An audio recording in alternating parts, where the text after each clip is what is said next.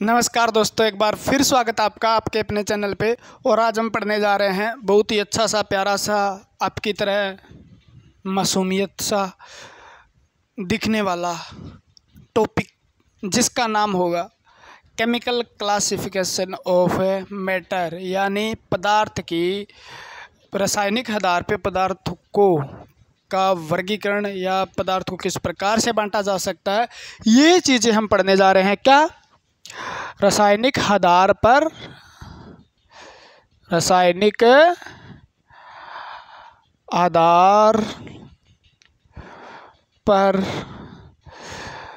पदार्थ का वर्गीकरण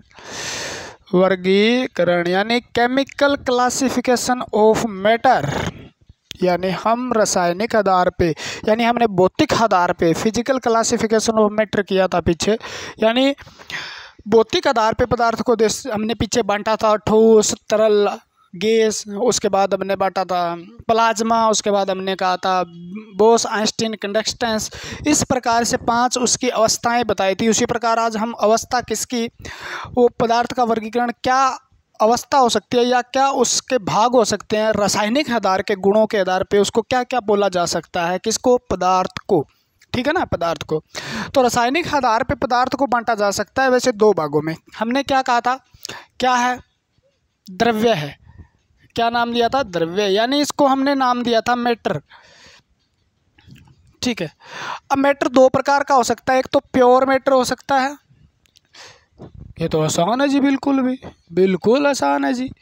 और एक है इम्प्योर मैटर हो सकता है, यानी आप कहोगे जी बिल्कुल आसान हो गया, ये तो अशुद्ध द्रव्य कह सकते हो आप। और एक क्या हो सकता है, शुद्ध हो सकता है, शुद्ध द्रव्य हो सकता है। ठीक है, इसको हम बोल देते हैं फिर सब्सटेंस, यानी इसको हम बोल देते हैं फिर पदार्थ। क्लियर बात हुई। और इसको हम बोल देते हैं मिक्सर। क्या? मिश्रण। क्या बोल देते हैं? मिश्रण। ठीक है, ये 2 बात हो गई। यानी अगर मैटर प्योर है तो वो सब्सटेंस पदार्थ है, यानी अगर इम्प्योर है तो उसे हम मिश्रण कहते हैं। ठीक है। अब द्रव्य जो है उसको 2 भागों में बांटा जा सकता है, एक तो प्योर, एक इम्प्योर। अब आगे हम पढ़ने वाले हैं इसको भी आगे किस प्रकार से डिवाइड किया जा सकता है, उसकी क्लासेस क्या हो सकती है, इसका क्लासिफिकेशन भी हम आगे करते जाएंगे जैसे सब्सटेंस का आगे करेंगे। तो पहले हम क्या कर लेते हैं, अपना एक छोटा सा वो बना लेते हैं अभी हम क्या पढ़ने वाले हैं, और इसके अंदर इसके साथ में एक पूरी टेबल सी बन जाएगी ताकि आपके आसान होगा भी ये चीज़ किससे जुड़ी हुई है। मैं सारी चीज़ें लिख देता हूँ, फिर हम स्टार्ट करेंगे यहाँ से। ठीक है ना, सारी चीज़ें। अब जो पदार्थ है ना, उसको भी आगे क्या कहा जा सकता है, उस पदार्थ को कहा जा सकता है या तो उसको एलिमेंट कहा जा सकता है, सुना है आपने। आज वो चीज़ें समझने वाले हैं हम। एलिमेंट यानी क्या होता है, आपको कन्फ्यूज़न दूर करवाने वाले हैं सिंपल भाषा में, बिल्कुल। जिसने केमिस्ट्री को कभी हाथ नहीं लगाया, जिन्हें केमिस्ट्री कभी पढ़ी नहीं, जिन्हें रसायन विज्ञान नहीं पढ़ी, उसको हम पढ़ाने वाले हैं रसायन विज्ञान, यानी वो चीज़ें आपको बताने वाले हैं। आपको टीचर जो पढ़ाएंगे वो थोड़ा सा अपर लेवल का पढ़ा देते हैं ताकि केमिस्ट्री आपके दिमाग से बाहर चली जाती है। हम उस चीज़ को बताएंगे जो आपके समझ में नहीं आती है। तत्व क्या है ये पता नहीं आपको, तो फिर आप केमिस्ट्री कैसे कर पाओगे ना। और दूसरा होता है कंपाउंड, यानी जिसको हम यौगिक बोलते हैं। देखो यौगिक में फ़र्क है, कंपाउंड में फ़र्क है। ठीक है, तो इसको भी हम कितने भागों में बांटा जा सकता है, उसको 2 भागों में बांटा जा सकता है, पदार्थ, तत्व और यौगिक। अब एलिमेंट भी 2 फॉर्म में रह सकता है, वो एक तो एटम फॉर्म में रह सकता है। आप कहोगे जी किस फॉर्म में रह सकता है, एटम फॉर्म में रह सकता है, और एक वो रह सकता है मॉलिक्यूल फॉर्म में। ठीक है, तो आप कहोगे जी एक तो परमाणु, जो परमाणु होता है ना उसके फॉर्म में रह सकता है, और एक अणु के फॉर्म में रह सकता है। सारे शब्द एक एक शब्द अपनी जगह अपना मायना रखते हैं और उस चीज़ को हमें पढ़ना है। ठीक है, कंपाउंड यानी यौगिक, बस इस चीज़ को हमें पढ़ना है। ये हो जाती है यहाँ पे इसका काम तमाम, किसका, शुद्ध पदार्थ का। ठीक है। अशुद्ध पदार्थ है उसको मिश्रण कहा जाता है। मिश्रण फिर दो प्रकार का हो सकता है। कितने प्रकार का हो सकता है? दो। एक को बोलते हैं होमोजीनस, लिख लो, ये सारे समझाऊंगा मैं, यानी समांग मिश्रण, समांग मिश्रण। और दूसरा होता है हेटेरोजीनस, यानी विषमांग, विषमांग मिश्रण। मिश्रण साथ में लिख लेना, ठीक है। अब होमोजीनस को सॉल्यूशन भी कहते हैं हम। क्या बोलते हैं? सॉल्यूशन, यानी इसको हम विलेन बोलते हैं। क्या बोलते हैं? विलेन, वो विलन नहीं, ठीक है, गुंडा वाला। हेटेरोजीनस भी आगे दो प्रकार के हो सकते हैं। एक को हम सस्पेंशन बोलते हैं, यानी निलंबन बोलते हैं। और एक होता है कोलाइड, विले सुना होगा आपने, कोलाइड, यानी इसको हम कोलाइड बोलते हैं, ठीक है। एक एक चीज़ को समझेंगे और यहाँ पर जाके आपका ख़त्म हो जाता है पदार्थ, ठीक है ना। पदार्थ तो कभी ख़त्म नहीं होगा। यानी रासायनिक आधार पे हमने बांटा भी दो प्रकार के हो सकते हैं, शुद्ध और अशुद्ध। समझो इसको, समझो समझो समझो समझो, ठीक है ना। मिश्रण जानते हो आप, सब जानते हो मिश्रण क्या होता है। अगर मिश्रण नहीं है तो वो क्या है? प्योर, यानी वो सब्सटेंस है। एलिमेंट भी हो सकता है, वो कंपाउंड भी हो सकता है, यौगिक भी हो सकता है, तत्व भी हो सकता है, ठीक है। अगर वो मिश्रण है तो समांग भी हो सकता है, यानी समान, समान दिखने वाला मिश्रण है। सारी मतलब घुल जाए कोई चीज़ तो उसको समान दिखता है, उसे समांग कह जाते हैं। अगर वो समान न दिखे, जैसे आपने पानी में मिट्टी डाल दी तो मिट्टी अलग दिखाई देगी, पानी अलग दिखाई देगा। मिश्रण तो है लेकिन अलग अलग दिखाई देते हैं, उसे भी समांग कह देते हैं। तो ये चीज़ें हम पढ़ेंगे, ठीक है ना।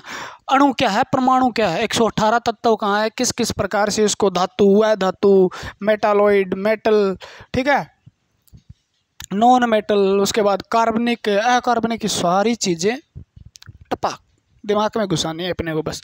अब हम पढ़ना शुरू करते हैं यहाँ से, ठीक है। और तत्व, कंपाउंड, एलिमेंट वगैरह को हम खत्म करते हैं। एक बात ध्यान रखना, यहाँ से जितने क्वेश्चन पूछे जाएंगे वो आपके दिमाग में, मुझे सुनोगे तब आएंगे, ठीक है ना। कब आएंगे? जब मुझे सुनोगे। साथ में लिख लेना, जितनी चीज़ लिखाऊँ उतनी लिख लेना, बाकी सुनो उस चीज़ को। क्या बात है, मज़ा आने वाला है।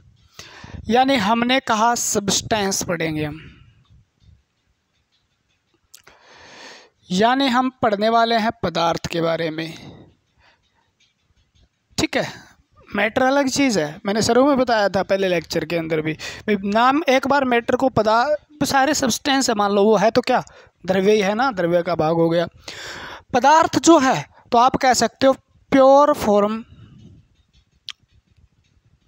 ऑफ मैटर, सीधा सीधा लिख दो, शुद्ध, द्रव्य का शुद्ध रूप। द्रव्य का शुद्ध रूप को क्या कहते हैं हम? शुद्ध रूप को हम कहते हैं सब्सटेंस, यानी पदार्थ कहते हैं। क्या बोलते हैं? पदार्थ कहते हैं, ठीक है। इसको भी कितने भागों में? दो भागों में क्लासिफाई किया जा सकता है, इसको भी दो भागों में बांटा जा सकता है, इसकी दो क्लास बना सकते हैं, ठीक है। तो यह भी दो भागों में बांटा जा सकता है,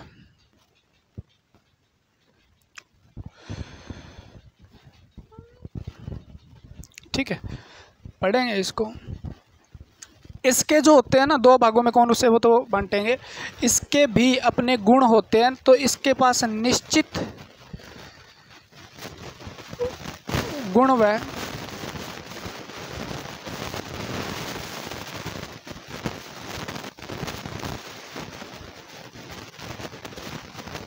विशेष, क्या बता दिया, निश्चित संगठन वह विशेष गुण होते हैं, ठीक है। यानी इसके अंदर फिक्स्ड ऑर्गेनाइजेशन होता है, उसे सब्सटेंस कहते हैं हम। एक प्रकार की एक फिक्स संरचना होगी, रासायनिक बंध होगी इसके आधार, यानी इसको हम जिस प्रकार से हमने क्या किया था, पदार्थ को अलग नहीं किया जा सकता, गर्म करने से अलग नहीं किया जा सकता, ऐसी चीज़ें आपको मिलेगी। ये सिर्फ और सिर्फ अगर इकट्ठे बनते हैं तो रासायनिक के आधार पे बनेंगे, और जब ये अलग भी होंगे तो रासायनिक मतलब रिएक्शन वगैरह हो गया, अभिक्रियाओं द्वारा अलग किया जा सकता है इनको, रासायनिक अभिक्रियाओं द्वारा इनको जोड़ा जा सकता है। ऐसे नहीं अभी गर्म करके ठंडा करके इसका आकार में परिवर्तन किया जा सकता है, ऐसा कुछ नहीं है, ठीक है। तो उसे हम क्या बोलते हैं, पदार्थ बोलते हैं, यानी उसके विशेष एक संगठन होता है, वो लिखा मिलता है। जैसे मैं कह दूं NaCl, ठीक है, इसका एक विशेष संगठन है, ठीक है तो पदार्थ ही ना ये, सोडियम क्लोराइड, ठीक है। मैं कह दूं जल है, इसका एक विशेष संगठन है, ठीक है, और इसके विशेष गुण, ठीक है, हाइड्रोजन के अपने गुण है, ऑक्सीजन के अपने गुण है, दोनों इकट्ठे हो जाएं तो जल के अलग गुण है, ठीक है। सोडियम के एक अपने गुण है, अपना एक संगठन है, क्लोराइन का अपना एक संगठन है, दोनों इकट्ठे हो जाए तो एक उनका अलग संगठन है। तो अलग प्रकार का एक संगठन होगा, इनका ऑर्गेनाइजेशन होगा, और एक अलग प्रकार की इनकी प्रॉपर्टी होगी, यानी इनके अलग अलग गुण होंगे, ठीक है ना। तो विशेष प्रकार के गुण रखते हैं वो पदार्थ, जो एक निश्चित संगठन रखते हैं, उन्हें हम क्या बोलते हैं, पदार्थ बोलते हैं। दो भागों में बांटा जा सकता है, एक को हम एलिमेंट कह देते हैं, क्या बोलते हैं, एलिमेंट, यानी इसको हम तत्व कह देते हैं, ठीक है, और दूसरे को हम क्या बोल देते हैं, कंपाउंड बोल देते हैं। अब समझाऊंगा मैं ये क्या चीज़ है, यहाँ पे समझना है आपको, ये आगे चीज़ें सारी काम आएगी। अगर यहाँ से नहीं समझा तो आगे कुछ भी काम है नहीं आने वाला, समझ में नहीं आने वाला है, ठीक है। कभी तत्व नाम लेंगे, कभी यौगिक नाम। अब मैंने कहा तत्व दो प्रकार से रह सकते हैं, एक तो वो एटम फॉर्म में रह सकते हैं, किस में, एटम फॉर्म में रह सकते हैं, और एक क्या है, मॉलिक्यूल में रह सकते हैं, यानी अणु के अंदर रह सकते हैं, ठीक है। देखते हैं, देखो एलिमेंट को कंप्लीट करते हैं, यौगिक को बाद में देखें। आपने सुना होगा तत्व सबसे सिंपलेस्ट फॉर्म है, ये आप कह सकते हो सिंपलेस्ट फॉर्म ऑफ सब्सटेंस, सबसे साधारण रूप को तत्व कहा जाता है, सबसे साधारण रूप है ये, पदार्थ का सबसे साधारण रूप है, जिसको हम क्या बोलते हैं, एलिमेंट कहते हैं। पदार्थ का सबसे साधारण रूप को हम एलिमेंट, तत्व कहते हैं, और आपने तत्व के बारे में सुना होगा, ठीक है। जैसे मैं इन दोनों को एक बार थोड़ा थोड़ा और बता देता हूँ। एक ही प्रकार के एटम जिसके अंदर पाए जाते हैं, एक ही प्रकार के एटम होना, तो उसको भी हम क्या बोलते हैं, एक, ये लिख लो, ये लाइन आपको समझने के लिए है, एक ही प्रकार के परमाणु से जो बना होता है, एक ही प्रकार के परमाणु से जो बना है वो तत्व है। अब कैसे जी, आपको बताया जाएगा। ये मान लो एटम है, मैंने कहा एक को एटम कह देते हैं और एक को क्या बोल देते हैं, मॉलिक्यूल बोल देते हैं। एक को परमाणु और एक को हम अणु बोल दिया। अब दोनों में क्या फ़र्क है, दोनों क्या है, तो दोनों तत्व है, ठीक है। परमाणु अगर एक ही प्रकार का है ना, एक ही प्रकार का, एक ही परम अणु, एक ही प्रकार का एक परमाणु है, और उसको अगर हम कहें तो उसको क्लासिफिकेशन या उसका नाम दिया जाए तो उसको तत्व कहते हैं। जैसे मैं कह दूं ये क्या है तो आप कहोगे जी ऑक्सीजन है, मैं कह दूं ये क्या है आप कहोगे जी सोडियम है, ये क्या है आप कहोगे जी पोटेशियम है, मैं कह दूं ये क्या है हाइड्रोजन है, ठीक है। अब इसके अंदर क्या है, एक ही परमाणु है, एक ही परमाणु, एक ही परमाणु, ठीक है।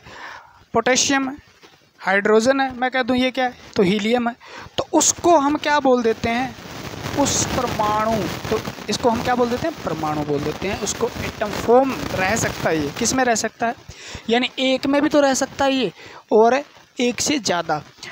अगर वो तत्व है और उसके अंदर परमाणु दो या दो से अधिक हैं, दो या अधिक परमाणु हैं, अधिक, लेकिन कैसे हैं, एक जैसे हैं, एक जैसे, दो या दो से अधिक परमाणु इकट्ठे हो रहे हैं। जैसे मैं कह दूं ऑक्सीजन गैस है आपकी, तो उसको क्या बोला जाएगा, अणु बोला जाएगा। मैं कह दूं आपको सोडियम, ठीक है, नाइट्रोजन आपको कह दूं तो ये क्या है, ये अणु है। क्या है इसके अंदर, एक और एक, लेकिन हम है कैसे, एक ही प्रकार के हैं, एक जैसे परमाणुओं से बना है, तो उसको हम अणु कह देते हैं, उसको मॉलिक्यूल। समझ में आई बात के नहीं आई? तत्व है, ठीक है। तत्व के अंदर क्या है, परमाणु। दो फॉर्म में रह सकता है, यानी दो रूप हैं इसके, सीधे कह लो आप, दो रूप है तत्व के। वो या तो उसका रूप क्या है, एक परमाणु में है, और या उसका रूप क्या है, अणु। देखो इसको भी अलग से लिखे ना, परम प्लस अणु, अलग लिख सकते हैं। यानी ये परम का मतलब परमात्मा, जो सबसे ऊपर है, सबसे यानी छोटे से छोटा अणु जो है ना, उसको ही हम कहते हैं परमाणु। समझने के लिए, छोटा अणु जिसको आगे विभाजित नहीं किया जा सकता, परमाणु। और ये दो परमाणु जब इकट्ठे हैं तो उसको अणु बोल दिया। लेकिन अणु और परमाणु है क्या, एलिमेंट ही है। जैसे मैं कह दूं आपकी पीरियोडिक टेबल, आवर्त सारणी जो है, आवर्त सारणी जो है पीरियोडिक टेबल के अंदर कितने तत्व पाए जाते हैं, तो 118 तत्व आपने लिखे भी। कितने तत्व हैं, 118 तत्व है, ठीक है ना, 118 तत्व है। उसके अंदर सोडियम है, हीलियम है, हाइड्रोजन है, क्लोरीन है, फ्लोरीन है, नाइट्रोजन है, ठीक है, ऑक्सीजन है। उसके बाद उसके अंदर कितने हैं, कॉपर है, फेरस है, सिल्वर है। तो ये क्या है, उसके अंदर ये तत्व हैं, उसके अंदर क्या है, ये तत्व है, ठीक है ना, तत्व है। जिसको आपने देखा भी हो 118 किसके अलग अलग से मेंडलीफ ने इसको किस प्रकार से बांटा था, तो वो तत्व, उनको क्या बोला जाता है, अणु, परमाणु, ठीक है, या उनको क्या बोला जाता है, तत्व बोला जाता है। तो वो क्या है, एलिमेंट है, तत्व है। तो समझ में आई बात, ठीक है। जैसे 118 तत्व है, तो helium, oxygen, nitrogen, sodium, potassium, ये क्या है, तत्व है, जो 118 आज तक पीरियोडिक टेबल में 118 है, ठीक है। उनमें से पहले की बात करें, 118 की बात करें, तो 90 तो क्या हैं, प्राकृतिक हैं, जो नेचर से प्राप्त हुए हमें, ठीक है, नेचुरल हैं। और 28 इसमें से कृत्रिम यानी आर्टिफिशियल कह सकते हो, या सिंथेसाइज किए हुए हैं, या आप कह सकते हो संश्लेषित हैं। कृत्रिम यानी बनाए हुए हैं, ठीक है, नाभिकीय अभिक्रिया द्वारा, ठीक है, न्यूक्लियर जो रिएक्शन वगैरह से बनाए गए हैं, कितने, 28। और 90 हमें प्रकृति से प्राप्त हुए हैं। टोटल कितने हैं, आवर्त सारणी में 118 तत्व हैं, ठीक है। तो तत्व की बात मेरे हिसाब से समझ में आ जानी चाहिए थी, ठीक है। भी सब्सटेंस है, शुद्ध रूप को हम पदार्थ कहते हैं। उसके अंदर क्या एलिमेंट है, जो एटम और मॉलिक्यूल दो फॉर्म में रह सकता है। एटम वो है एक ही, जिसके अंदर एक ही प्रकार का है, एक जैसा है, उसे हम क्या बोलते हैं, एक को हम एटम बोलते हैं। अगर वो दो इकट्ठे हो जाए, दो एटम इकट्ठे हो जाएं, तो उनको हम मॉलिक्यूल बोलते हैं। उसको क्या बोल देते हैं, मॉलिक्यूल। एक जैसे इकट्ठे हो जाए तो हम मॉलिक्यूल बोल देते हैं।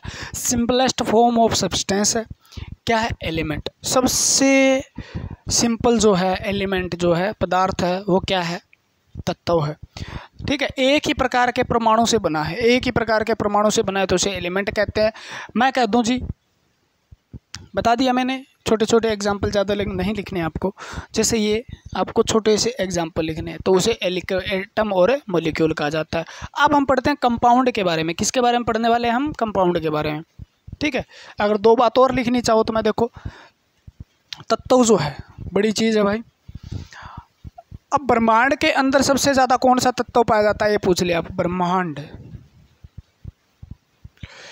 ठीक है। ब्रह्मांड के अंदर कौन सा तत्व पाया जाता है, तो 99% क्या पाए जाते हैं, दो ही तत्व पाए जाते हैं। एक हाइड्रोजन है और एक हीलियम है, ठीक है। हाइड्रोजन कितना है, तो हाइड्रोजन आपका 92% है, याद रखना, और 7% हीलियम है। टोटल दोनों मिलकर 99% बनाते हैं। यानी बाकी तत्व 1% ही है, 99% दो ही तत्व हैं ब्रह्मांड के अंदर, ठीक है ना। यानी ब्रह्मांड में सबसे ज़्यादा कौन सा तत्व पाया जाता है, तो आपका नाम क्या रहता है, हाइड्रोजन रहता है। दूसरा हीलियम। जब हाइड्रोजन के 4 नाभिक मिलकर एक हीलियम का नाभिक बनाते हैं, तो नाभिकीय संलयन होता है, जिससे सूर्य, तारे जितने भी है वो चमकते रहते हैं। ये बात आपने पढ़ी होगी, नहीं पढ़ी तो पढ़ा देंगे भैया, ठीक है। अब आपको पृथ्वी की बात पूछ ले, इसी बात में मान लो पृथ्वी की बात पूछ ले, कई बार पृथ्वी की बात पूछ ले, तो पृथ्वी में भी सबसे ज़्यादा सिलिकॉन है और दूसरा एल्यूमिनियम है भाई, एल्यूमिनियम, ठीक है। और एल्यूमिनियम और ये 90% भाग बनाते हैं, लगभग 10% पृथ्वी में अलग है। जैसे शरीर की बात करें तो 65% इसके अंदर क्या है,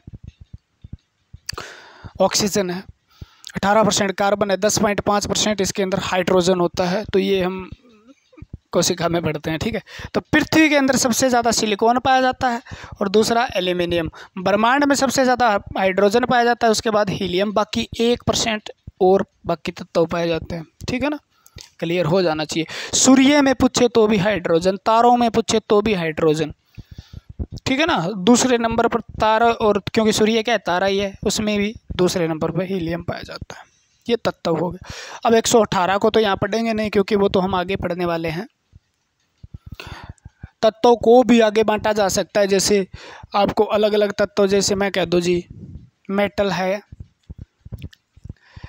एलिमेंट यानी धात्विक, आप कह दो धातु।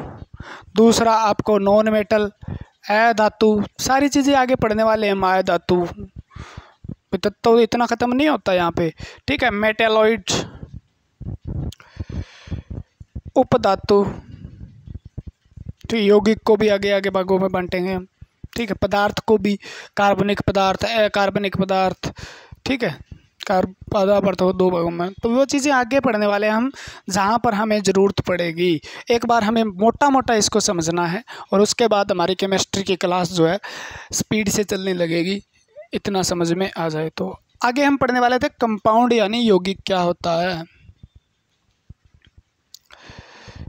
यौगिक, जैसे मैंने एक पीछे मैंने बताया भी अणु, अणु जो है वो क्या है। अणु क्या था, एक जैसे परमाणु से बना था। एक जैसे परमाणु से अगर बना हो ना, तो उसको हम क्या बोल देते हैं, परम अणु, परमाणु यानी अणु। उसको एक जैसे परमाणु से बना हो तो उसको अणु बोल देते हैं। और एक जैसे उसके अंदर क्या है, एक जैसे उसके अंदर परमाणु हैं, तो उसको हम तत्व बोल देते हैं। उसको क्या बोल देते हैं हम, तत्व बोल देते हैं। दोनों बात समझ में आई थी। एक जैसे परमाणु है तो वो अणु हो गया, और अणु को हम क्या है, तत्व का ही तो भाग है एक अणु, ठीक है ना। और परमाणु भी किस फॉर्म में है, तत्व का एक रूप है, जिसको हम परमाणु बोल देते हैं। क्लियर हुई बात, ठीक है। अब यौगिक जो है ना, इसके अंदर एक जैसे भी हो सकते हैं, नहीं,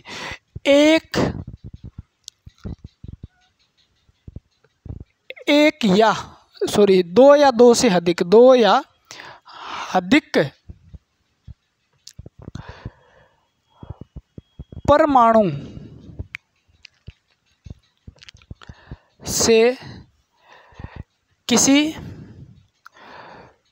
बाहर अनुपात में पूरी लिख लो इस बात को, रासायनिक संयोज से बने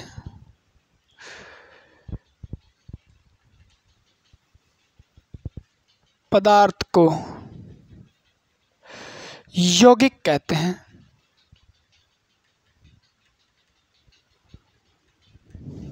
समझ में आई बात। यौगिक क्या है, यौगिक कुछ नहीं है। यह मान लो किसी का एटम है, मैं कह दूं ये हाइड्रोजन है जी, और ये मैं कह दूं ऑक्सीजन है, 2 हो गए। मैं एक कह दूं, अगर आप बायोलॉजी पढ़ते हो तो कार्बन है, हाइड्रोजन, ऑक्सीजन है। ये कार्बन है जी, हाँ जी, ये हाइड्रोजन है जी, और ये ऑक्सीजन है जी। तो आप क्या कहोगे, आप यही कहोगे जी ये भी तत्व है, हाइड्रोजन ये भी तत्व है और ये भी तत्व है। ये क्या है जी, हाइड्रोजन है जी, ऑक्सीजन है, ये क्या परमाणु है। अब इनको जब, ये तो 2 हैं और मैं ये 2 से अधिक बता रहा हूँ, ठीक है। ये 2 है और ये 2 से अधिक है। सिंपल से सिंपल समझना है अपने को। यानी परमाणु से किसी बाहर अनुपात में या निश्चित अनुपात में जब रासायनिक होता है, इसे सीधा नहीं मिला सकते। जैसे पानी में पानी में नमक मिला दिया, नमक में पानी मिला दिया, चीनी मिला दी, ठीक है ना, गुड़ मिला दिया, तो ऐसे नहीं मिलाना है। रासायनिक संयोग से, एक बात को ध्यान दीजिए, यानी ये केमिकल रिएक्शन से रासायनिक अभिक्रिया से ही बन सकते हैं और उनको अभिक्रिया से तोड़ा जा सकता है, तो उन्हें हम क्या बोलते हैं? यौगिक बोलते हैं। ठीक है, एक मिश्रण की तरह। अगर शुद्ध यौगिक को जो होते हैं यौन का मिश्रण जब किया जाता है तो उसको मिश्रण बोल देते हैं, मान लो इकट्ठा किया जाता है। लेकिन जब तत्व जो होते हैं, एलिमेंट जो है या जो परमाणु है, उनको किसी निश्चित अनुपात में रासायनिक अभिक्रिया या रासायनिक संयोग से मिलाया जाता है ना, उसको हम यौगिक कहते हैं। क्या बोलते हैं? यौगिक। निश्चित अनुपात की बात हो रही है, एक बात तो ध्यान रखो। ठीक है, और दूसरी बात परमाणु मिल रहे हैं। क्या मिल रहे हैं? परमाणु। एक जैसे नहीं है, दो या दो से अधिक। ठीक है ना, दो या दो से अधिक परमाणु। दो से या दो से अधिक का मतलब क्या हुआ? यहाँ पे अलग अलग, ये बात भी लिख लेना, अधिक अलग अलग परमाणु से किसी निश्चित अनुपात में या किसी बाहर वाले अनुपात में बने हुए पदार्थ को हम यौगिक कहते हैं। जैसे मैंने जल, यहाँ पे हाइड्रोजन 2 ले लिया और ऑक्सीजन 1 ले लिया, तो 2:1 में अगर हाइड्रोजन और ऑक्सीजन को मिलाया जाता है तो H2O प्राप्त होता है, जिसको हम क्या बोलते हैं? जल बोलते हैं। तो जल को आप क्या कहोगे? जल को आप क्या कहोगे? ये क्या था? ये भी एटम था और ये एटम था, और इसको किस में अनुपात में मिलाया? हाइड्रोजन 2 मिलाए और ऑक्सीजन 1 मिलाया। 2:1 में जब मिलाया तो एक नया पदार्थ प्राप्त हुआ, जिसको हमने क्या बोल दिया? जल। जिसको हमने क्या बोल दिया? जल। आपको जी जल के अंदर हाइड्रोजन ऑक्सीजन का अनुपात है? हाँ जी है। मैं कह दूँ इसके 6 कार्बन ले लूँ, 12 हाइड्रोजन ले लूँ और 6 ऑक्सीजन ले लूँ, यानी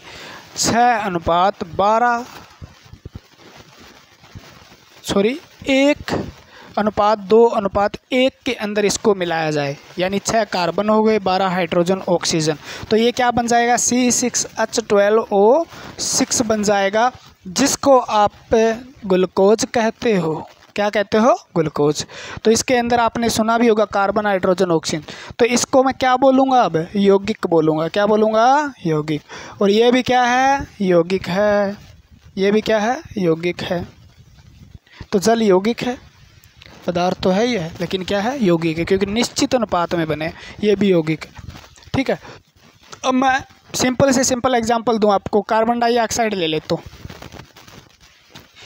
1:2 के अंदर जब मिलाएंगे इसको, किसको? कार्बन और ऑक्सीजन को, तो क्या बनेगा? Carbon dioxide.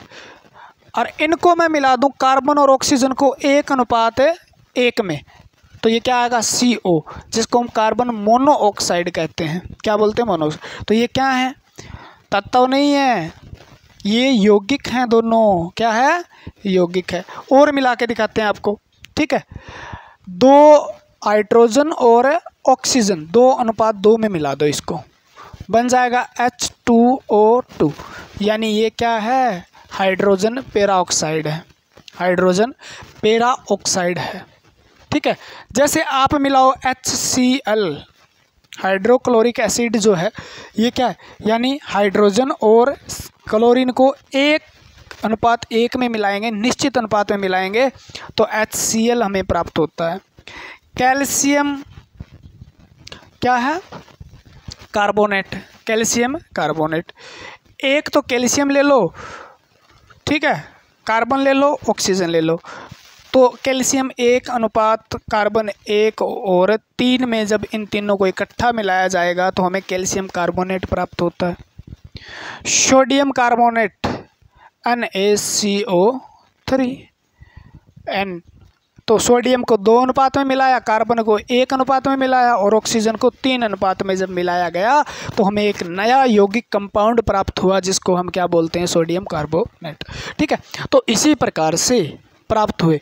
मैंने कहा 2 या 2 से अधिक। अब यहाँ पे तो 2 ही हैं, देखो यहाँ पे 2 हैं, एक ये है, एक ये है, ये तो 2 ही है, यहाँ पे भी 2 ही हैं।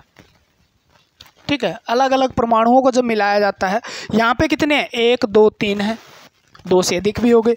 यहाँ पे कितने हैं? 1 2 3 है, 2 से अधिक भी हो गए। ठीक है, और कहाँ पे है? यहाँ पे 2 है, तो 2 से भी हो सकता है, 3 से भी हो सकता है। जैसे प्रोटीन है, कार्बन, हाइड्रोजन, ऑक्सीजन से बनता है, नाइट्रोजन भी इसके अंदर होती है, यानी 4 से बनता है। तो यौगिक ना, क्या है? वो यौगिक है। किसी निश्चित अनुपात में जब मिलाएंगे तो प्रोटीन प्राप्त होगा। ठीक है, और एक बात आपको याद रखनी है, एक बात याद रखनी है आपको, यौगिक का पता चल गया। ठीक है, जैसे अपन एक एग्जांपल लेके आपको समझाते हैं। एक बात को यहाँ पे आप लिख लो, ठीक है। जब दो परमाणु मिलते हैं ना, या दो तत्व मिलते हैं, ठीक है, दो तत्व मिलते हैं, तो तत्वों का गुण जो होता है ना, तत्वों का गुण, उसकी संरचना, ठीक है, जिस तत्व से मिल रहे हैं उसका गुण और संरचना जो होगा ना, वो यौगिक की गुण संरचना नहीं हो सकती, ठीक है ना। यानी यौगिक के गुण भी अलग होंगे और उसकी संरचना भी अलग होगी। अब इस बात को पूरा लिखने के लिए देखो, जैसे हाइड्रोजन लिख लो, जिस तत्व से यौगिक बनता है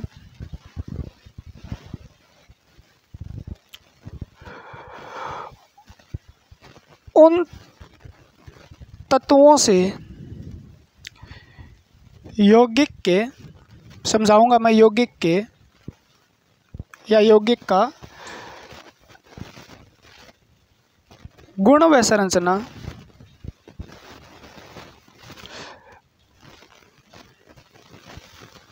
अब अवयव लिख लो। यहाँ पे कहीं पे भी ये लिखा आ जाता है आपको, जिस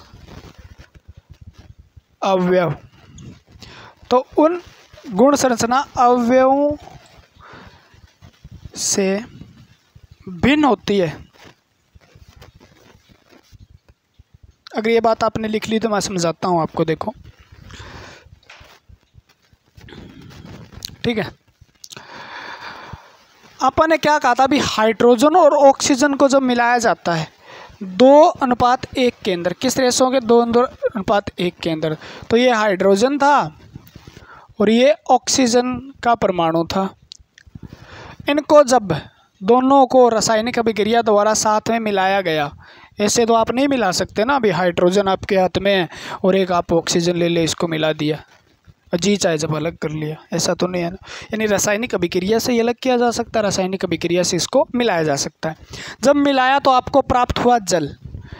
तो मैं एक बात बताऊं आपको, हाइड्रोजन कहोगे जी आप, ये तो जलता है, हाइड्रोजन तो जलता है, और ऑक्सीजन क्या है, जलने में सहायक है, जलने में सहायक है, ठीक है। लेकिन जल, इससे क्या बना, जल बना जी, वाटर बना, न तो ये जलता है और न ये जलने में सहायक है। यानी जिससे ये बना है उसके क्या गुण थे, मैटर नहीं करता, ठीक है ना। यानी हाइड्रोजन और ऑक्सीजन से बना जल बेचारा, ठीक है ना, हाइड्रोजन और ऑक्सीजन, लेकिन हाइड्रोजन के जो गुण थे कि वो जलता है, ठीक है, क्योंकि इसको ईंधन के रूप में भी प्रयोग किया जाता है।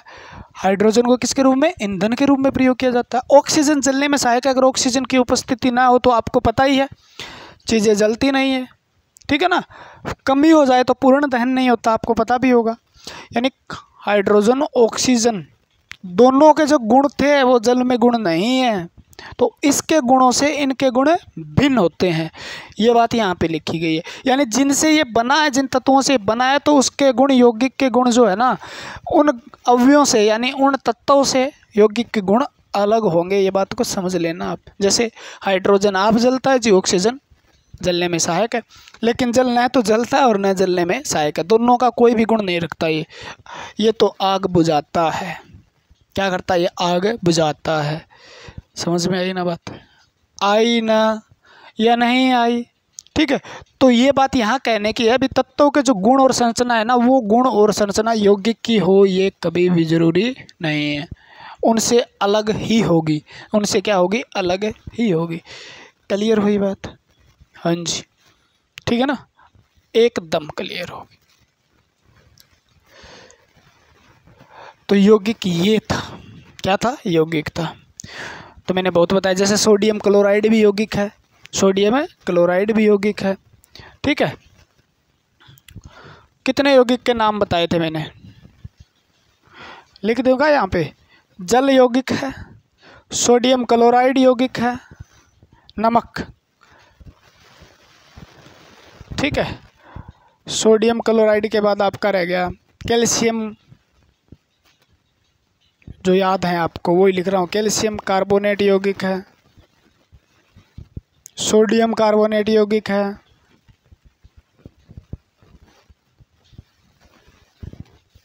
ठीक है। और जल तो लिखा ही था, प्रोटीन लिख लो आप, ग्लूकोज लिख लो, वसा लिख लो। अरे कहाँ घुसा रहा हूँ यार, ठीक है ना। तो ये यौगिक होते हैं। एक बात और भी याद कर लेना, आप बहुत अच्छी चीज़ें समझेंगे इनके बारे में, ये नहीं यहाँ ख़त्म हो जाता, ये तो आपके दिमाग में बैठाने वाली है। अभी कभी भी यौगिक का जिक्र आए तो आपके दिमाग में सेट हो जाए भी यौगिक क्या होता है ना। एक बात याद रख लेना, जितने भी कंपाउंड होते हैं ना यौगिक, वो सारे के सारे मॉलिक्यूल होते हैं, इस बात को याद रख लेना। सारे मॉलिक्यूल कंपाउंड नहीं हो सकते, लेकिन कंपाउंड जो है वो सारे के सारे मॉलिक्यूल हो सकते हैं, ठीक है। क्या हो सकते हैं? कंपाउंड यौगिक सारे के सारे अणु हो सकते हैं, इस बात को भी याद रख लेना, ठीक है। ये बात कहीं पूछ ली जाती है, कई बार सीधी पूछ ली जाती है भी सभी यौगिक को क्या अणु कहा जा सकता है, तो आप कह सकते हो सभी कंपाउंड को अणु कहा जा सकता है। सभी अणुओं को कंपाउंड यौगिक नहीं कहा जा सकता, दोनों अलग अलग प्रॉपर्टी रखते हैं, है ना, ठीक है। तो ये था आपका यौगिक क्या है, किस प्रकार से है। इसके बाद हम पढ़ने वाले हैं मिक्सर के बारे में। तो आज की क्लास मेरे हिसाब से इतनी हो जाए तो ठीक रहेगी, ठीक है ना। अगर वीडियो पसंद आ रही है तो लाइक कर दीजिएगा, इस पर कमेंट भी कर दीजिएगा, शेयर बार करने की कोई ज़रूरत नहीं है, आपसे जितना होता है उतना काम कर लीजिएगा, क्योंकि शेयर करने से कौन से अपने लाख भी आ जाएंगे ना। आपको पसंद है ना, आपको पसंद है, दूसरों को पसंद आए ना आए, आपको पसंद, आप देख रहे हैं तो आपको क्या करना है, उस पर कमेंट कर देना। एक अच्छा सा प्यारा सा कमेंट कर दिया करो, अच्छा सा प्यारा सा कमेंट करोगे ना, मेरा वीडियो बनाने का दिल करता है। एक दो कमेंट ऐसे आ जाते हैं, मैं रोज़ सोच लेता हूँ यार किस लिए वीडियो बना रहे हैं। स्टूडेंट तो कमेंट तक नहीं करते, लाइक तक नहीं करते, फिर एक दो कमेंट आ जाता है, उसके लिए मेरे को वीडियो बनानी पड़ जाती है, मैं इमोशनल हो जाता हूँ। क्यों, एक दो का तो फ़ायदा हो, कम से कम किसी को समझ में आ रही है तो फ़ायदा हो। तो आपका भी फ़र्ज़ बनता है भैया, थोड़ा सा कमेंट मार दिया करो, है ना, कमेंट मार दिया करो और लाइक भी कर दिया करो। आज के लिए फिर इतना ही। जय हिंद, जय भारत। मिलते हैं कल नई वीडियो के साथ, है ना।